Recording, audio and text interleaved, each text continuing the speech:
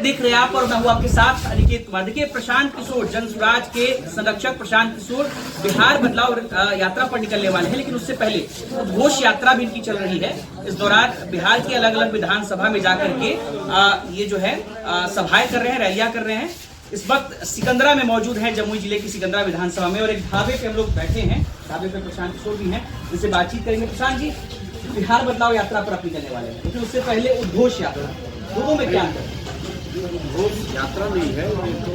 जहाँ पर मैं पहले 2 साल में मैंने पदयात्रा की, उसमें 5000 से ज़्यादा गांव में हम लोग पैदल चल के गए, और जिन इलाकों में मैं पैदल नहीं पहुंच पाया, वहाँ पर मैं जाकर जनसभा कर रहा हूँ। बिहार बदलाव यात्रा जो है वो तो सारण के सिताब दियारा से जेपी का जो गाँव है, वहाँ से 20 मई को शुरू करेंगे।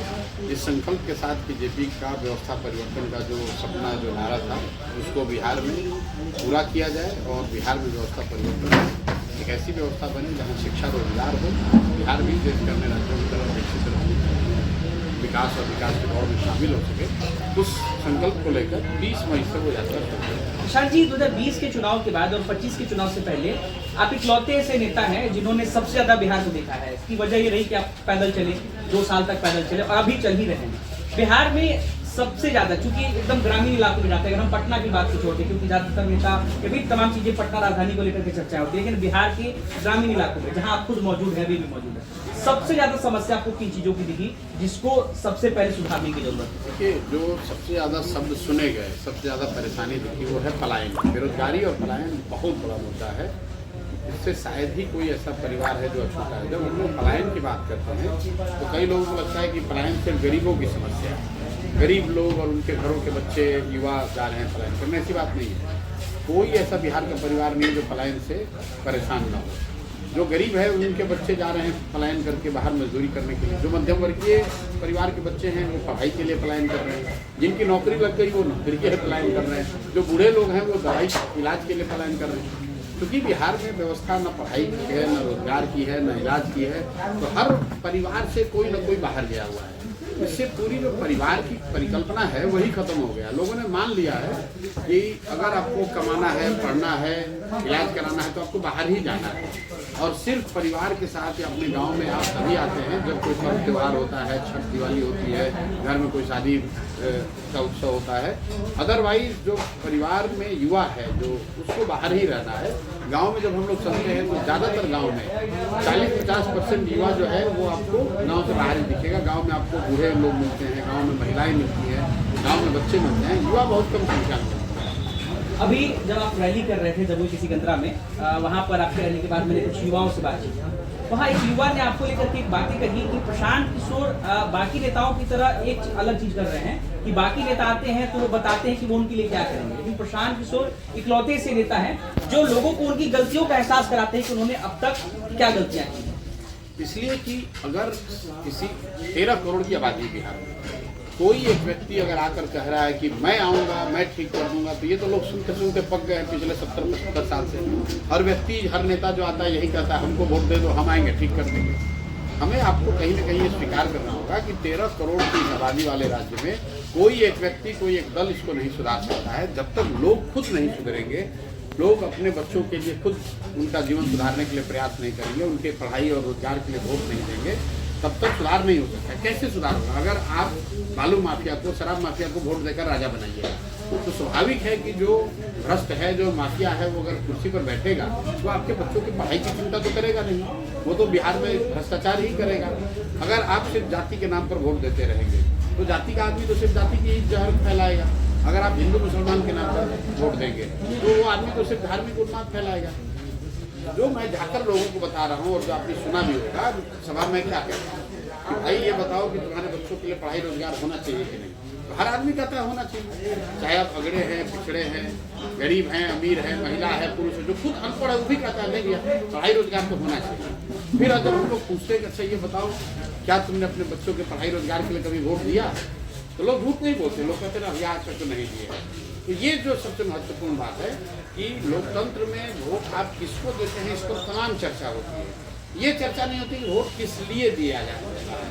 महत्वपूर्ण यह है कि वोट किस लिए दिया जा रहा है। वोट आप चाहे किसी को दीजिए, मैं बिहार के नज़रिए से भी लोगों को बताता हूँ कि इसी बिहार में लोग 5 किलो अनाज के लिए वोट दिए हैं तो 4 किलो अनाज मिल रहा है। मंदिर के लिए वोट दिए तो मंदिर बना, बिजली के लिए वोट दिए बिजली आई, लोग जाति के लिए वोट दिए तो जाति का जनगणना हुआ, गुजरात के विकास के लिए वोट दिए तो गुजरात में विकास हो रहा है। लेकिन लोगों ने अपने बच्चों के पढ़ाई रोजगार के लिए वोट दिए, इसीलिए लोग यहाँ पर बहुत मजबूर हैं। एक बड़ा सवाल है किसान जी, ये आप लोग भी कई बार कहते रहे हैं कि जाहिर सी बात है कि लोग शपथ लेते हैं, लोग ये संकल्प लेते हैं कि इस बार पढ़ाई पर वोट देंगे, तमाम चीजों, लेकिन जब चुनाव आता है तो जाति सबसे कह सकते हैं सर्वोपरि हो जाती है। इस मिथ को कैसे तोड़ेंगे? नहीं, इसका पहली बात ये सच्चाई नहीं है कि जाति एकमात्र वजह है जिस पर लोग वोट देते हैं। अगर सिर्फ जाति एकमात्र वजह होती तो मोदी जी को वोट बिहार में दिया किसने? क्योंकि मोदी जी के जाति का तो बिहार में कोई नहीं रहता है। अगर जाति ही एकमात्र सच्चाई है तो मुसलमान लालू जी को वोट देता कैसे? जाति एक सच्चाई है, जाति एकमात्र सच्चाई नहीं है।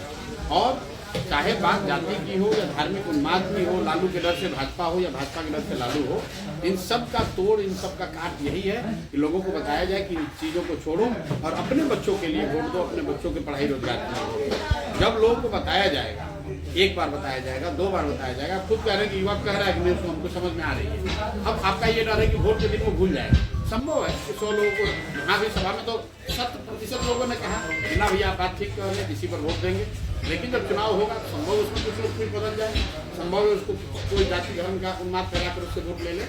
लेकिन समाज का एक बड़ा वर्ग अगर इस बात को समझ ले और सब उस पर कायम रहे तो नई व्यवस्था बन सकती है, बिहार में सुधार हो सकता है, भ्रष्टाचार खत्म हो सकता है, बच्चों के लिए पढ़ाई रोजगार। आप लोगों से मुलाकात करते हैं, आप अपनी बात कहते हैं कि लोग भी अपनी बात आपको कहते हैं, लोग क्या कहते हैं उस बात को भी साझा किया जाए? नहीं, लोग तो पूरे बिहार में 60% से ज़्यादा लोग ये कह रहे हैं कि भैया बिहार में बदलाव होना चाहिए। बहुत हो गया, लालू नीतीश मोदी बहुत सबको देख लिए, अब बिहार में बदलाव होना चाहिए। क्योंकि कौन चाहता है कि उसका बच्चा सालों भर जाकर मजदूरी करे? कौन नहीं चाहता है कि उसके घर का आदमी यहाँ बिहार में उसको रोजी रोजगार हो जाए? कौन नहीं चाहता है कि हमारा बच्चा अच्छा पढ़े, उसको नौकरी रोजगार हो? तो लोगों को ये समझ है, लोगों को सामने रास्ता नहीं दिख रहा था, विकल्प नहीं दिख रहा था, क्योंकि बिहार में 2 ध्रुवीय राजनीति है, लालू के डर से भाजपा, भाजपा के डर से लालू। अब जब पहली बार एक ईमानदार सशक्त विकल्प उनके सामने आया है जो जनता ने मिलकर बनाया है, जिसका नाम जनसुराज है, तो मेरा पूरा विश्वास है कि इस बार चुनाव में लोग वो विकल्प को अपनाएंगे और अपने बच्चों के लिए बीते दिन नरेंद्र मोदी बिहार आए, उन्होंने नमो भारत ट्रेन की उद्घाटन की, कई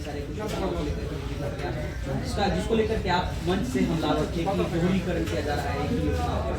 नहीं, मेरा सिर्फ ये कहना है कि मोदी जी जब बिहार आता है तो लोगों को यहाँ समझने की जरूरत है कि मोदी जी गुजरात के भी प्रधानमंत्री हैं और बिहार में भी प्रधानमंत्री हैं। मोदी जी का भाषण आप गुजरात में सुनिए और बिहार में सुनिए, आपको फर्क समझ में आएगा। जब मोदी जी आते हैं गुजरात तो वहाँ वो बात करते हैं 1 लाख करोड़ के बुलेट ट्रेन का, वहाँ वो बात करते हैं रिवर फ्रंट का, गुजरात में वो बात करते हैं इंडस्ट्रियल डेवलपमेंट का, फैक्ट्रियों का, गुजरात में वो बात करते हैं गुजरात समिट का, गुजरात में वो बात करते हैं गिफ्ट सिटी का। जब बिहार आते हैं तो वही मोदी जी बात कर रहे हैं 5 किलो अनाज का, मंदिर मस्जिद का, आतंकवाद का। यहाँ पर आएंगे तो बात करेंगे कि ये आपको एक ट्रेन नया दे रहे हैं, एक स्टॉपेज बढ़ा रहे हैं। तो मैं ये बता रहा हूँ कि बिहार के लोगों को भी समझने की जरूरत है कि ऐसा कैसे है कि वही आदमी गुजरात में 1 लाख करोड़ का बुलेट ट्रेन की बात कर रहा है और जब बिहार में आते हैं तो एक आपको पैसेंजर ट्रेन दे दिए, इसी पर आप खुश हो गए। क्योंकि हम लोग की जो स्थिति है कि हम लोग को तरक्की से ज़्यादा इसी में हम लोग खुश हैं कि गुजरात में बुलेट ट्रेन चल रहा है। अरे भाई, गुजरात में बुलेट ट्रेन चल रहा है, अच्छी बात है, देश की तरक्की हो, लेकिन बिहार के लोगों को क्या मिल रहा है? बिहार के लोगों को नरकटियागंज में पैसेंजर ट्रेन हो गया, कोई एक सहरसा से ट्रेन चल गया, इसी लाइन को, ये सब भी होना चाहिए। लेकिन पूरे बिहार में हम ऐसा बिहार हम लोग चाहते हैं जहाँ से गुड्स ट्रेन से, यहाँ से स्टील, सीमेंट, छड़ फैक्ट्रियों में बने और यहाँ से जाए। हम लोग ये नहीं चाहते हैं कि यहाँ से सिर्फ पैसेंजर ट्रेन पर बच्चे बैठकर, युवा बैठकर, मजदूर बनकर पूरे देश में जाए मजदूरी करने के लिए। उस बात को मैं लेकर मैं कह रहा था। कल मोदी जी आए, कहाँ उन्होंने बात कही कि बिहार में कितना चीनी मिल चालू होगा या कितना पेपर मिल लगेगा, कि बिहार में लोगों को रोजगार कैसे मिलेगा? बेकार की बात कि भैया यहाँ हम ट्रेन चालू करेंगे, हम ये रेलवे लाइन बनाएंगे। भाई, रेलवे लाइन बनाने से बिहार के लोगों को रोजगार कैसे मिलेगा? रेलवे लाइन की जरूरत है, लेकिन रेलवे का उपयोग सिर्फ बिहार के युवाओं को बिहार से ले जाकर गुजरात में मजदूर बनाने के लिए नहीं होना चाहिए। रेल का उपयोग यहाँ पर फैक्ट्रियाँ लगे, यहाँ से रेफ्रिजरेटेड रेल चले, यहाँ से सब्जी जाए, दिल्ली बॉम्बे जाए, गुजरात जाए, बिके, जिससे लोगों को रोजगार मिले, पैसा मिले, उनकी तरक्की हो। में एक आखिरी सवाल, सिकंदरा विधानसभा में आप बैठे हैं, यहाँ पे आपने रैली भी किया, सिकंदरा विधानसभा के लोगों को क्या मिलेगा अगर 10 बार होता है? क्यों भरोसा नहीं, सिकंदरा विधानसभा के लोगों को कुछ अलग से कुछ नहीं मिलेगा, मैं उस तरह की बात नहीं करता हूँ। बिहार में उनको एक ईमानदार व्यवस्था मिलेगी, बिहार में व्यवस्था परिवर्तन की शुरुआत उनको दिखेगी, बिहार में उनके बच्चों के लिए रोजगार और शिक्षा और रोजगार मिलेगा, यहाँ के बूढ़े लोगों को 2000 रुपये पेंशन मिलेगा और सबसे बढ़कर भ्रष्टाचार मुक्त एक व्यवस्था मिलेगी जहाँ उनको जाति प्रमाण पत्र के लिए, राशन कार्ड के लिए, बिजली के मीटर के लिए, जमीन के सर्वे के लिए, दाखिल खारिज रसीद कटाने के लिए, जमाबंदी के लिए घूस नहीं देना पड़ेगा। ये उनकी अपनी सरकार होगी, किसी नेता की सरकार नहीं होगी जो खुद आता है, 4, 5, 10 पुलिस वाले रहते हैं, पब्लिक पर लाठी चलाता है। अब हम लोग भी पब्लिक में चल रहे हैं, 3 साल से चल रहे हैं। इस बिहार में कोई मुखिया भी बनता है, कहता है कि भैया बड़ा सुरक्षा हमको खतरा है, 4-5 पुलिस वाला लेकर चलता है। हम 3 बरस से चल रहे हैं, आपने कभी देखा मेरे साथ एक कोई सिपाही भी अगर चल रहा हो? कोई नहीं चलता है। हाँ भैया जरा पानी पिला दीजिए। और कोई भी एक भाई पानी का बोतल, कोई भी आदमी जो है वो बिहार में हमको आज तक न किसी ने एक बात कही, न किसी ने कोई हिंसा की बात करी, तो ये डरने की कोई बात नहीं है। ये तो नेताओं ने एक शौकिया बना लिया है कि मेरे पे बड़ा सुरक्षा। उनको समाज से डर नहीं है, उनको डर है कि कहीं कोई सवाल ना पूछ ले कि भाई तुमने काम नहीं किया था, तुम वादा करके भागे थे, इसलिए 4, 5, 10 पुलिस वाले को रखता है, मार के जनता को भगाओ। ऐसा लग रहा है कि जो जनता मालिक है, जिसने उसको नेता बनाया वही बन गया नौकर, और जो ऊपर गया कुर्सी पर वो बन गया है मालिक। तो ये व्यवस्था बदलनी चाहिए, इसलिए हम लोग ये प्रयास कर रहे हैं। चलिए, तो देखिए प्रशांत किशोर, चूंकि इनकी एक और रैली होनी है, लेकिन उसी रैली के बीच व्यस्त शेड्यूल से प्रशांत किशोर ने ट्रैक की, मुझे बहुत शुक्रिया, बहुत शुक्रिया, तब तक के लिए धन्यवाद।